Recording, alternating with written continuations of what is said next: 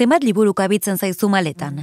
Eskuko ekipajean tamaina txikia kontuan hartuta, geroz eta irakurtzale gehiagok liburu elektronikoa erabiltzen dugu. Bertan milaka istorio eta kontakizun gorde ditzazkigulako espazio txiki eta arin batean. Baina, aldakizu zein den e-bookaren jatorria? Michael Hart eta Gutenberg proiektuarekin lotu izan da liburu elektronikoaren jatorria. 1971 izan zen hori, baina 1972ko apirilaren 10ean, Leongo herri txiki bateko emakume batek, Angela Ruiz Roblesek entziklopedia mekanikoa izeneko asmakizuna patentatu zuen. E-bookaren oinarrian dagoen asmakizuna. 180.688 zenbakidun patentea.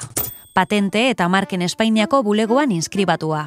Liburuak irakurtzeko tramankulua da, aire presioko teknologia, sistema mekaniko eta elektronikoa ostartzen dituena. Tramankulu hori zinta batez osatua zegoen, testua eta ilustrazioekin. Horiek karrete batzuen bitartez mugitzen ziren, eta xafla garden eta purtezin baten azpitik igarotzen ziren. Gainera, lupa moduko bat zeukan edonork irakurri ahal izateko, argia ere bazuen gauez irakurtzeko eta baita soinu sistema ere gaiak azaltzeko. Angelak beti eduki zuen argi ikasleen ikaskuntza erraztu behar zela ikuspegi modernoago eta interaktiboago batekin, baina bere entziklopedia mekanikoak ez zuen inoiz finantzaketarik lortu, eta proiektua ezen eskoletara inoiz eraman. Orain bere historia kontatzea besterik ez zaigu geratzen. Sartzen da zure maletan Angela Ruiz Roblesen istorioa?